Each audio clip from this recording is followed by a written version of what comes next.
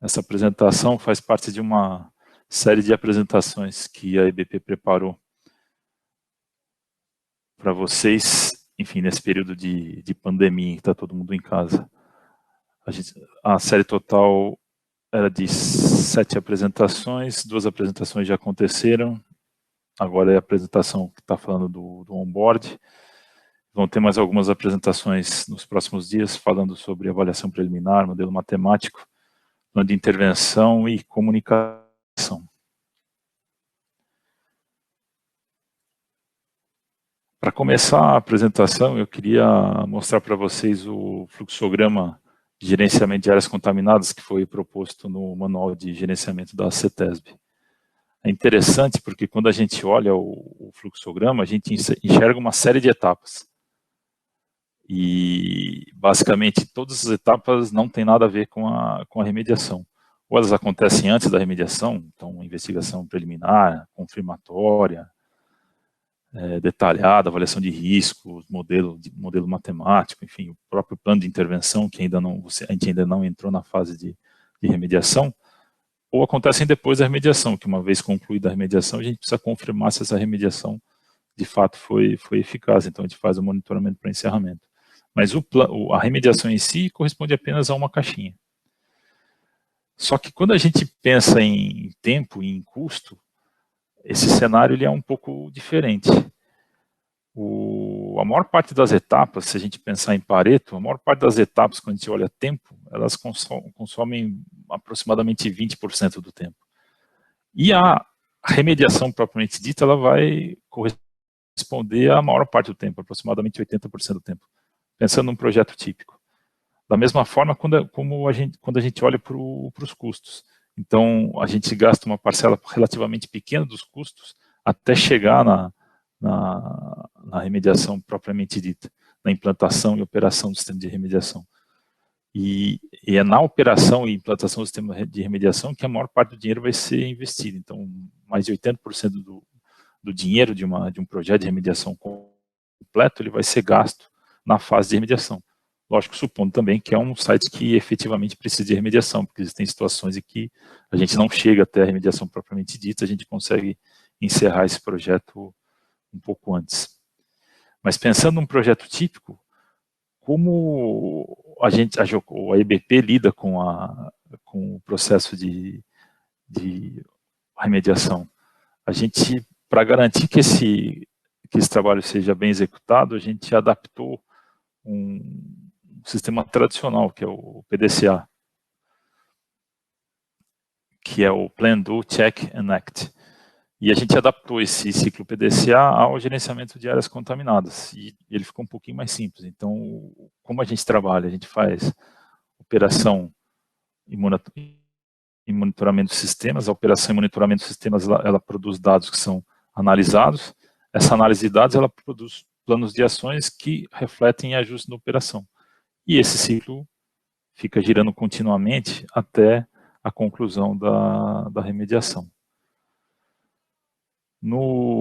Se eu detalhar um pouquinho mais esses aspectos de operação e monitoramento, eu vou olhar dentro de operação e monitoramento para a questão de coleta de dados. Então, na EBP, a coleta de dados ela é feita de forma digital, tanto utilizando CLPs conectados a instrumentos em campo, então eles ficam constantemente adquirindo dados desses instrumentos e transferindo isso para o nosso banco de dados, como a coleta de dados para o operador, que é feito através de um aplicativo que está conectado no nosso banco de dados. Então, essas informações elas são alimentadas continuamente no nosso banco de dados durante a operação. Isso é constantemente analisado pelos nossos técnicos e engenheiros. Além da questão de coleta de dados digital, de ter esse fluxo rápido de informações do campo para a equipe de operação, a gente também define no início do projeto e calcula, com base nesses dados que estão sendo gerados continuamente, indicadores operacionais de eficiência e eficácia. Normalmente a gente relaciona indicadores de eficiência a indicadores operacionais, indicadores de eficácia a indicadores ambientais. Isso não é uma verdade absoluta, mas Normalmente a eficácia a gente só consegue notar quando a gente olha o dado analítico do poço de monitoramento, o resultado da água subterrânea. E a eficiência a gente consegue acompanhar através de variáveis indiretas, como disponibilidade operacional, por exemplo. Os indicadores de eficiência, eles indicam para a gente desvios críticos. Então, eu citei que disponibilidade operacional é indicador de eficiência. Se a gente tem uma disponibilidade operacional muito ruim num dia, a gente precisa identificar o que é que está causando essa indisponibilidade e resolver para que a gente consiga ter no final do mês a disponibilidade dentro da meta. Faz parte do processo a gente ter desvios nesses indicadores, mas é importante que as metas definidas no início do projeto elas sejam perseguidas para que os objetivos traçados no início do projeto sejam alcançados. Independente de a gente atuar num indicador que a gente considera um desvio crítico, por exemplo, quebrou uma bomba, eu fui lá e troquei a bomba, então isso seria um desvio que seria identificado no indicador, e eu atuei para resolver o problema substituindo a bomba. Existe uma segunda etapa de análise que é a identificação da causa raiz. E é simplesmente fazer a pergunta, por que essa bomba quebrou? Porque às vezes a bomba quebrou não porque ela estava já desgastada e, enfim, o prazo de vida útil dela venceu e ela quebrou. Ela quebrou porque alguma coisa antes da bomba não estava funcionando adequadamente e fez com que ela quebrasse. Então, a gente utiliza ferramentas para identificação de causa raiz, como Ishikawa ou 5 porquês, para fazer esse mapeamento e verificar se simplesmente a troca da bomba vai resolver o problema ou se a gente precisa fazer algo mais além disso. Da mesma forma, os dados ambientais a gente não olha de maneira isolada, a gente usa ferramentas estatísticas para fazer análise desses dados ambientais. Parte da forma como a gente faz esse tratamento estatístico foi um pouco explorado, tanto pelo Vitor quanto pelo Átila nas duas primeiras apresentações. E a compilação de tudo isso, a análise de tudo isso gera um plano de ação, que daí ele tem o plano de ação tem dois objetivos principais, que é endereçar questões operacionais, ou seja, garantir que os indicadores de eficiência serão atingidos, e ao mesmo tempo endereçar as questões ambientais e ver se operando dentro dos indicadores de eficiência estabelecidos, se o sistema está sendo de fato eficaz na remediação do site. A combinação dessas informações ela gera um plano de ação que daí é implementado no projeto do cliente. Esse protocolo todo a IBP batizou de Rota 21. E é assim que a gente faz uso dessa informação junto aos nossos clientes. Então, sempre que a gente fala em Rota 21, no fundo a gente está endereçando essa forma de operar os sistemas de remediação. A seguir eu vou falar para vocês um pouco de um estudo de caso, só para tentar esclarecer um pouco disso que eu falei até o momento. Então, é um estudo de caso padrão, então é uma área contaminada com percloretileno e tricloretileno. A contaminação ela ocorre tanto no solo quanto na água subterrânea. E é uma área em que a gente não identifica a biodegradação desses compostos, então a gente não tem nem dicloretileno, nem cloridvinilo. A gente escolheu para remediar essa área basicamente duas tecnologias, uma que atua na água subterrânea, que é uma combinação de uma barreira hidráulica com um sistema de recirculação de água, e outro sistema que atua no solo, que é um sistema de extração de vapores, ou seja, duas tecnologias simples e consagradas. A gente também definiu indicadores operacionais de eficiência e, nesse caso, a gente definiu indicadores operacionais de eficácia, para poder tentar, mês a mês, ter uma percepção clara do que estava acontecendo. Então, para indicadores operacionais de eficiência, a gente escolheu disponibilidade operacional, vazão de extração de águas subterrâneas e de injeção de água tratada e vazão de extração de vapores. Como indicadores de eficácia, a gente definiu a massa removida através do bombeamento de água subterrânea, a massa removida através da extração de vapores, o vácuo de poços no contrapiso, que era justamente para endereçar a questão de eliminação do risco, e a concentração de vapores no contrapiso. E a gente, logicamente, fazia o monitoramento ambiental na área, mas como era um projeto que a gente tinha uma restrição de custo, a gente optou por não fazer duas campanhas completas anuais. A gente fazia uma campanha parcial, anual, olhando só para os poços que tinham concentrações acima das CMAs, que são as concentrações máximas aceitáveis para um determinado composto, e uma campanha anual completa, daí monitorando todos os poços. E além disso, a gente coletava água de alguns poços que a gente escolhia especificamente para tentar conectar essa informação com as taxas de remoção de massa e verificar se esses números tinham aderência ou não. Só para exemplificar como a gente fazia a análise dos indicadores, vocês vão ver um gráfico, vocês vão perceber que tem 3 caixinhas, a caixinha 1, caixinha 2 e a caixinha 3. Quando a gente partiu o sistema, a gente teve uma boa disponibilidade operacional, mas não teve a vazão de bombeamento de água, ela não atingiu a meta que tinha sido estabelecida. E aí a equipe de operação, ela reagiu a isso, aumentando a profundidade que as bombas estavam instaladas, que eram bombas pneumáticas, então a gente não conseguia fazer o ajuste de vazão com uma válvula na saída da bomba, a gente precisava ajustar a profundidade da bomba. E aí, quando a gente aumentou a profundidade da bomba, a gente resolveu o problema de vazão. Então, a gente começou a operar acima da meta de vazão de extração. Então, a gente garantiu a contenção da barreira hidráulica. Só que, por outro lado, a gente reduziu a disponibilidade operacional. Porque, como a gente começou a ter picos de vazão, a nossa capacidade de estocagem de água ela não era suficiente, e a gente precisava descartar água, então o sistema, perdão, a gente precisava descartar água e tinha um limite para esse descarte de água, então esse descarte de água, chegava um momento que esse descarte era interrompido, o sistema caía. Esse projeto em particular, ele tem uma característica que o cliente usava a água que a gente produzia. Então, essa operação em picos, ela gerou 2 problemas para o cliente, que não tinham nada a ver com a operação. O primeiro é que ele começou a precisar comprar água, porque como existiam momentos que a gente descartava água, existiam momentos em que faltava água no sistema dele. Por outro lado, o cliente começou a ter que pagar pelo descarte da água. E isso passou a ser um problema, ou seja, além dos custos que a gente já gerava normalmente de custo de operação do sistema, ele passou a ter outros custos que não existiam inicialmente. Então, a análise de causa raiz, ela fez a gente entender que a gente precisava atuar na eliminação desses picos, que o problema da operação, no fundo, não era o valor médio de vazão que a gente tinha, mas principalmente essa oscilação que existia na operação. E para eliminar esses picos, a gente precisava eliminar a velocidade com que a água era gerada. E como a gente não podia controlar a vazão de saída da bomba, a gente passou a controlar a velocidade de entrada de ar na bomba pneumática.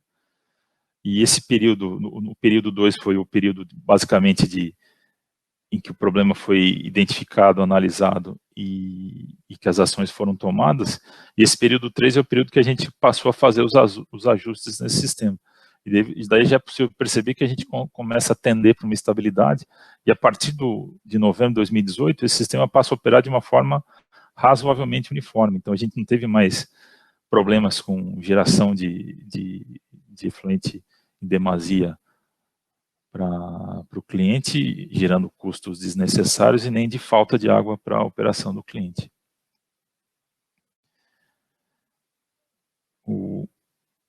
A seguir eu vou mostrar um slide que, no fundo, ele mostra um pouco o que a gente conseguiu de resultado com esse esforço. Que a imagem da esquerda mostra as concentrações de tricloroetileno no início do projeto. A gente tinha as plumas de cor verde mais escuro, com 2 tons de verde mais escuro, representam basicamente as concentrações acima da CMA.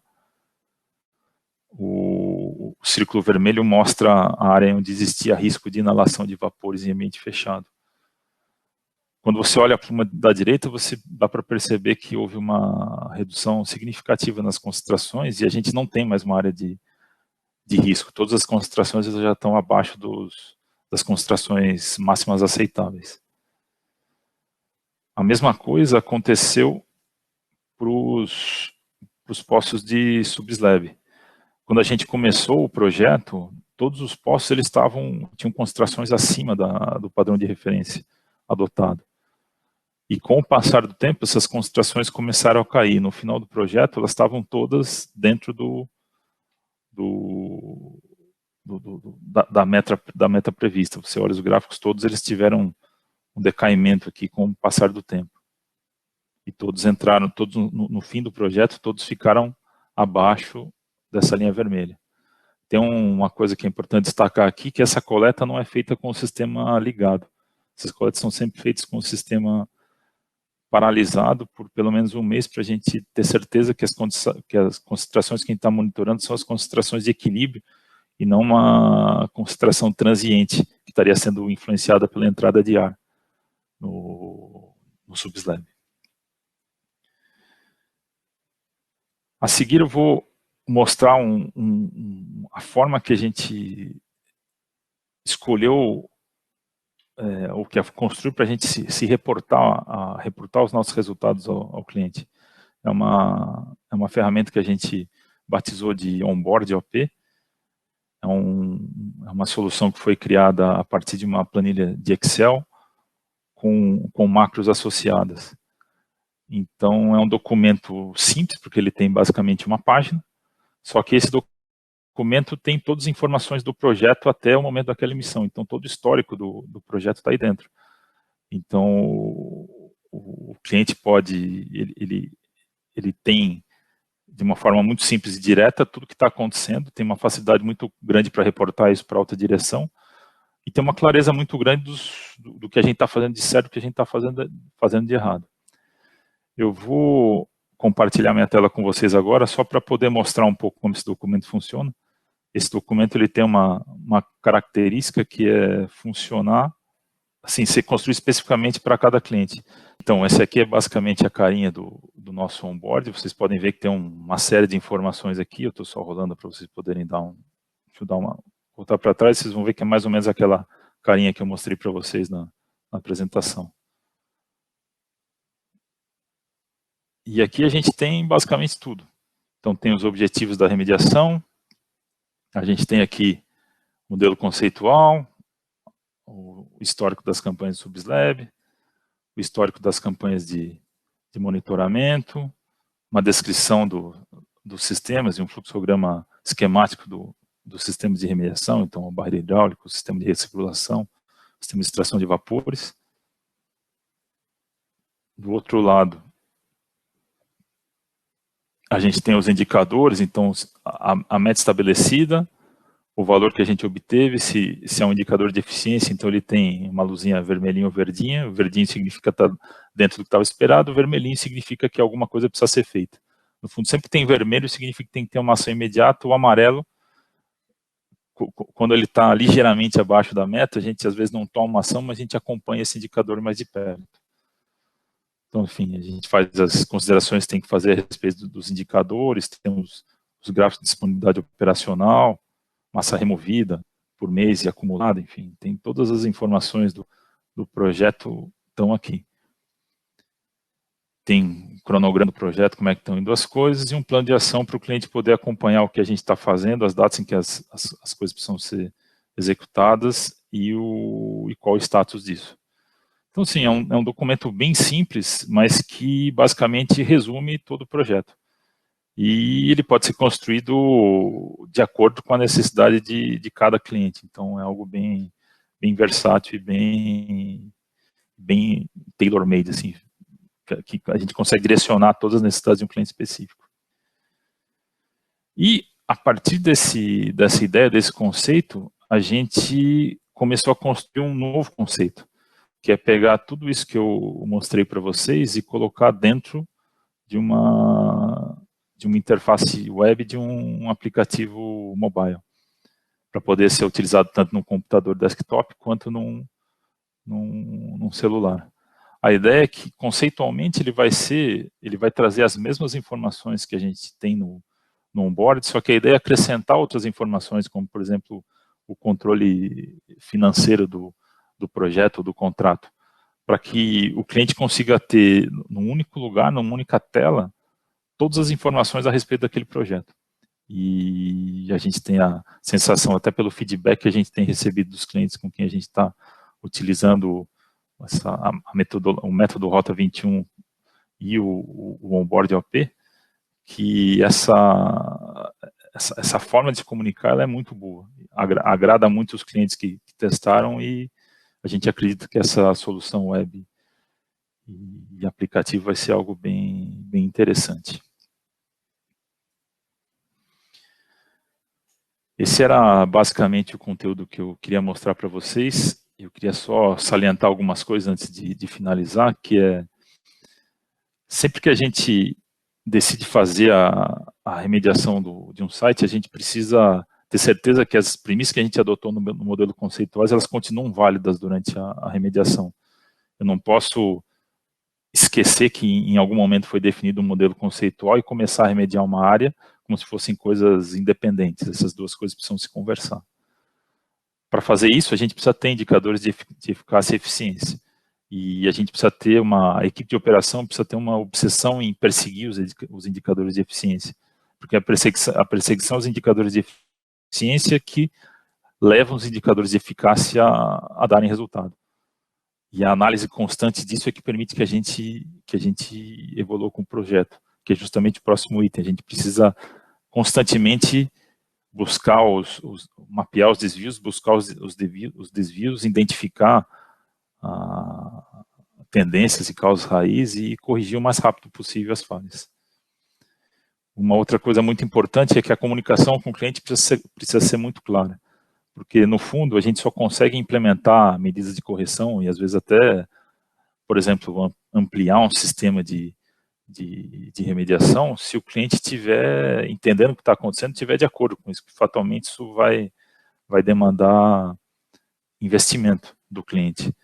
Mas a grande questão é que, fazendo o investimento na hora certa e no timing correto, a gente garante que o valor global da remediação ele não se altere, e às vezes ele pode até diminuir, porque na remediação a gente termina gerando uma quantidade de dados muito... Falar a mesma língua é algo muito importante no projeto de remediação. Era basicamente isso, pessoal, que eu tinha para falar com vocês. Eu vou voltar para a apresentação.